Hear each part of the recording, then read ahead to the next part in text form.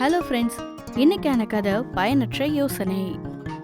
அவந்திபுரம் அப்படின்ற ராஜ்யத்தை ஆண்டுட்டு இருந்த ராஜா ஒருத்தருக்கு அன்னைக்கு நைட்டு ஒரு கனவு வரவே அதை பத்தி யோசிச்சுட்டு இருந்திருக்காரு. இந்த கனவு கனவாவே இருக்கக்கூடாது. மந்திரிய கூப்பிட்டு இந்த கனவை பத்தி நம்ம பேசியாகணும் அப்படின்னு ஒருத்தரை அனுப்பிச்சு மந்திரிய வர சொல்லி கூப்பிடுறாரு ராஜா. ஐயா, கூப்பிட்டீங்களா? காலங்காத்தால நீங்க என்ன எதுக்கு கூப்பிட்டீங்க, அதை நான் தெரிஞ்சுக்கலாமா? காலங்காத்தால இப்படி என்னை கூட்டிட்டு வந்ததுனால நான் சரியா மூஞ்சி கூட கலவாம அப்படியே ஓடி வந்துட்டேன். உனக்கு ஒன்றும் இங்க பொண்ணு பார்க்க கூப்பிடல. எனக்கு ராத்திரி வந்த கனவை நிஜமாக்குறதுக்கு நான் உன்னை இங்க கூப்பிட்டேன். ஐயோ, நல்லபடியா மக்களை காப்பாற்றணும். அப்பப்போ இவங்களுக்கு எதுக்கு இப்படி பைத்தியக்காரத்தனமான ஒரு யோசனையெல்லாம் வருது? ஐயோ அப்படின்னு சொல்லியிருக்காரு மந்திரி. மந்திரி, நான் உன்கிட்ட பேசிக்கிட்டே இருக்கும்போது உன் மனசுல நீ பேசுற போல. ஐயா, அது உங்க பெருமையை பத்தி நான் யோசிச்சுட்டே இருந்தேன். நீங்க நினைச்சா ஆகாதது ஒண்ணுமே இல்லையே. அப்படின்னா கனவை நினைவாக்குறதுக்கு போலாமா? ஆமா, உங்களுக்கு வந்த அந்த கனவு என்னன்னு சொல்றீங்களா? நம்ம ராஜ்யத்துல ரொம்ப முட்டாள் யாருன்னு நான் தெரிஞ்சுக்கணும். அந்த மாதிரி கனவு எனக்கு வந்துச்சு.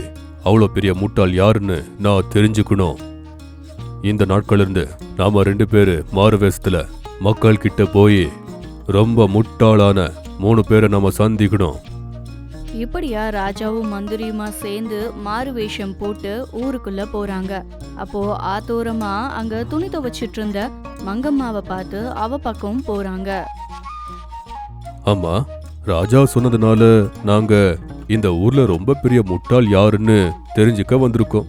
உனக்கு தெரிஞ்ச ரொம்ப பெரிய முட்டாள் யாருன்னு சொல்றியாமா? எந்த வேலையும் இல்லாம ராஜா சொன்னாருன்னு சொல்லிட்டு யாரு முட்டாள்னு வந்து என் முன்னாடி இப்படி வந்து நின்று கேக்குறிய? நீ தான் பெரிய முட்டாள். ஆனா ராஜா கேட்டாருன்னு கேட்டனால சொல்றேன். அங்க ருத்ரையான்னு சொல்லிட்டு ஒருத்தன் மரத்துக்கடியில உட்காந்துருப்பான். அவன் தான் எனக்கு தெரிஞ்சதுலயே பெரிய முட்டாளு, தெரியுமா? அப்படின்னு சொல்லியிருக்கா மங்கம்மா. அதை கேட்டு ராஜாவும் மந்திரியும் ருத்ரையாவை தேடி போகவே அங்க ருத்ரையா ஒரு உடஞ்ச கம்புல கீழே விழுந்த இலைய ஒட்ட வைக்க முயற்சி பண்ணிட்டு இருந்திருக்கான். ருத்ரையா, என்ன பண்ணிட்டே இருக்க? செய்கிறதுக்கு என்ன இருக்கு? 10 ஏக்கர் நிலம் இருந்துச்சு. என் பசங்களுக்கு நான் அதை பிரித்து கொடுத்தேன். அவங்க 2 பேரும் விவசாயம் பண்ணிகிட்டே இருக்காங்க. நேரத்துக்கு கொஞ்சம் சாப்பாடு கொடுக்குறாங்க. காலியாக இருந்தா பொழுதே போக மாட்டேங்குதுன்னு இந்த குச்சிலெல்லாம் இலை உதிருச்சு. அதை நான் ஒட்ட வச்சுட்டே இருக்கேன். எப்படியாச்சும் பொழுத ஓட்டணும்ல. இந்த மாதிரி உதவாத வேலை பண்றதுக்கு பதிலா இதாச்சும் உதவுற ஒரு வேலையை செய்யலாம் இல்ல? நான் பண்ணுறது உதவாத வேலைன்னா அப்புறம் குட்டக்காடு ரங்கா இருக்கால, அவன் பண்ணுறது என்னவா இருக்கும்? அதை கேட்டு ராஜாவும் மந்திரியும் அங்கிருந்து கிளம்பி குட்டக்காடு ரங்கையாவை பாக்குறதுக்கு போறாரு.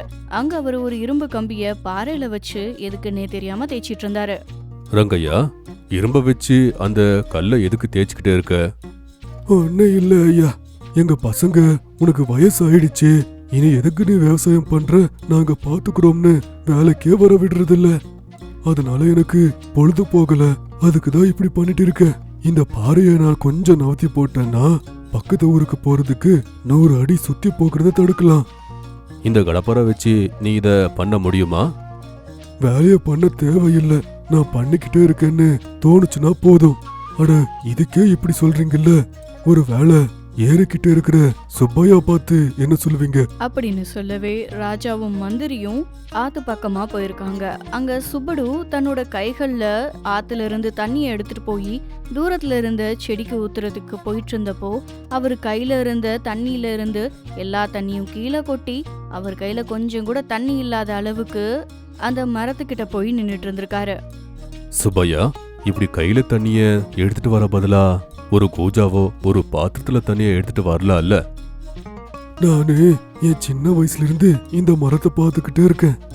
இந்த மரம் தன்னை சுத்தி எவ்வளவு மரம் முளைச்சாலும் கூட, மழை புயல் வீசினாலும் கூட கொஞ்சம் கூட நகராம அப்படியே இருக்கு. என்ன வந்தாலும் அதை எல்லாத்தையும் சகிச்சுக்கிட்டு நல்லபடியா வளர்ந்துகிட்டே இருக்கு. ஆனா நானு எவ்வளவு சம்பாதிச்சாலும் கூட என் பசங்களுக்கு ஒருத்தருக்கு ஒருத்தர் அன்பா இருக்கிற மாதிரி ஒரு அன்பை சம்பாதிக்க முடியல. அவங்க 2 பேருமே ஏதாச்சும் ஒரு சண்டை போட்டுக்கிட்டே இருப்பாங்க. அதை பார்க்க முடியாம இந்த செடி கிட்ட வந்து இருக்க, இப்படி பண்ணி தைரியமா இருக்க. நீங்க சொன்ன மாதிரி ஒரு பாத்திரத்தை கூஜாவை எடுத்துட்டு வந்து தண்ணிய ஊத்தலாம். ஆனா அப்படி ஊத்தும் போது 2 நிமிஷத்துல வேலை முடிஞ்சிரும். மறுபடியும் அதே வீட்டுக்கு போகணும். அந்த வீட்டுல போய் அண்ணன் தம்பி சண்டைய பார்க்கணும். அதுக்குதான் இப்படி ராத்திரி ஆகுற வரைக்கும் செடிக்கு தண்ணிய ஊத்துறேன். ராத்திரி ஆனதும் வீட்டுக்கு போய் படுத்துருவேன். மறுபடியும் காலையில வந்து இதே வேலை. அது சரி, ஆனா இப்படி உதவாத வேலை பண்ணி நேரத்தை வீணாக்குறத விட உதவுற ஏதாச்சும் வேலைய பண்ணலாம்ல? ஐயா, எனக்கு சம்பாதிக்கணும்னு ஆசை. சம்பாதிக்க வேணுங்கிற அவசியம் ரெண்டுமே போயிடுச்சு. ராமா கிருஷ்ணான்னு சொல்லி நேரத்தை ஓட்டுறேன். இப்ப நானு நேரத்தை வீணாக்கணும். அது மட்டும் பண்ணா போதும். ஒருவேளை நான் பண்றது உதவாத வேலையா இருந்தா ராஜா பண்றது உதவியா இருக்கிற வேலையா? ஒருத்தர் சொல்றத நான் கேள்விப்பட்டேன். அவரு யாரும் ரொம்ப பெரிய முட்டாள்னு எங்க இருப்பாங்கன்னு அவங்க தேடிக்கிட்டே இருக்காங்களா? அதை விட பெரிய முட்டாள்தனம் என்ன இருக்கு? எனக்கு தெரிஞ்ச பெரிய முட்டாள்னா அவங்கதான். நானு வயசாயிடுச்சு, பண்ண வேலை இல்ல, அதனால எப்படி பண்ணிக்கிட்டே இருக்கேன். ஆனா அவங்க ஜனங்களை காப்பாத்துற அந்த வேலைய பக்கத்துல வச்சு எப்படி உதவாத வேலை பண்ணிக்கிட்டே இருக்காங்க. நேரத்தையும் வீணாக்குறாங்க. இதெல்லாம் நியாயமா? நீங்களே சொல்லுங்க. அப்படின்னு சொல்லியிருக்கான். அதை கேட்டு ராஜாவும் மந்திரியும் அங்கிருந்து கிளம்பிடுறாங்க. கோட்டைக்கு திரும்பின ராஜா அந்த அன்னைக்கு இரவு அமைச்சரோட அறைக்கு போய் அவர்கிட்ட பேச முற்பட்டு இப்படி சொல்றாரு. அமைச்சரே, இன்னைக்கு இத்தனை பேரை நாம சந்திச்சோம். நீங்களே சொல்லுங்க, நாம இத்தனை பேரை சந்திச்சோம்ல, அதுல பெரிய முட்டாள்னா யாரா இருந்தாங்க? ஐயா, நீங்கள் ஒன்றும் தப்பாக நினைக்கலன்னா நான் சொல்லிடுறேன். சரி, சொல்லு. இன்னைக்கு நான் 4 பேரை சந்தித்தேன். ஒருத்தர் அது ருத்ரையா, அப்புறம் ரங்கையா, அப்புறம் சுப்பையா. அவங்க 3 பேர் நேரத்தில் பண்ண வேண்டிய வேலையை நல்லா பண்ணிட்டு இப்போ வெவ்வேறு காரணத்தினால அவங்களுக்கு ஒரு வேலையும் இல்லாமல் போனதுனால அவங்களுக்கு பிடிச்ச ஏதோ ஒரு வேலையை பண்ணிக்கிட்டே இருக்காங்க. சரி, அப்புறம் எனக்கு தெரியாம நீ சந்திச்ச அந்த 4வது ஆள் யாரு? அப்புறம் யாரு? அது நீங்கள் தான். இப்படி அவங்க நேரத்தை வீணாக்குறது அவங்களுக்கு அது ஒரு பொழுதுபோக்கு. ஆனால் நீங்கள் அப்படி இல்லை தானே. உங்களுக்கு பண்ணுறதுக்கு நிறைய வேலை இருக்குது. ஒட்டுமொத்த நாடே உங்களை நம்பி இருக்கு. இப்படி இருக்கும்போது வேலைக்கு உதவாத ஒரு கனவை பார்த்து இந்த ராஜ்யத்தில் ரொம்ப பெரிய முட்டாள் யாருன்னு தேடிக்கிட்டே இருக்கீங்க. உங்கள் யோசனை ரொம்ப முட்டாள்தனமானது. நான் இன்னைக்கு சந்திச்சதில்லையே, நீங்கள் தான் பெரிய முட்டாளாக எனக்கு தோணுது. மந்திரி பேசின பேச்சை கேட்டு எல்லா விஷயமும் ராஜாவுக்கு புரிய வருது. அமைச்சரே, கோவம் வந்தாலும் கூட அதான் நிஜம். இத்தனை நாள் எனக்கு பிடிச்ச மாதிரி இருக்கணும்னு நான் நினைச்சேன். ஆனா நான் பண்ற கொஞ்சம் வேலைங்க உங்களுக்கு தொந்தரவு கொடுக்குதுன்னு எனக்கு புரிஞ்சிருச்சு.